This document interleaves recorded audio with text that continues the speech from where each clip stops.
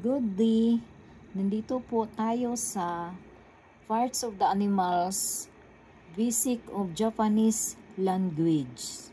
Mag-umpisa po tayo sa pusa, niko, aso, ino, daga, nisumi, baka, oshi, kalabaw, sigyo, baboy, buta, unggoy, saro, kambing, yagi, palaka, kairo, kabayo, uma, kuneho, usagi, ibon, turi, manok, niwaturi, pato, ahiro, uwak, kasaso, kalapati, hato, maya, susumi, paniki, kuomori, langay-langayan, tsubami, agila, Philippine washi, elepante, su, kuma, oso,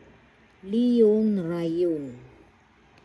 Dito naman sa buwaya, wani, isda, sakana, kabibikay, balyena, kojera, pating, sami, ipis, kiburi, paru-parutsu, hipon, ibi, alimango, kani, ahas, hibi, palayan, tambo, bulati, mimiso, langaw, hai,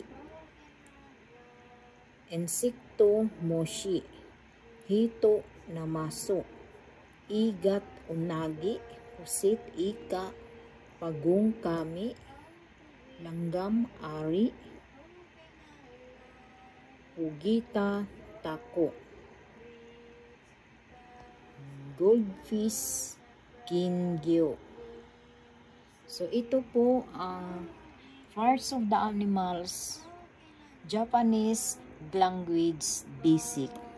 Thank you for watching.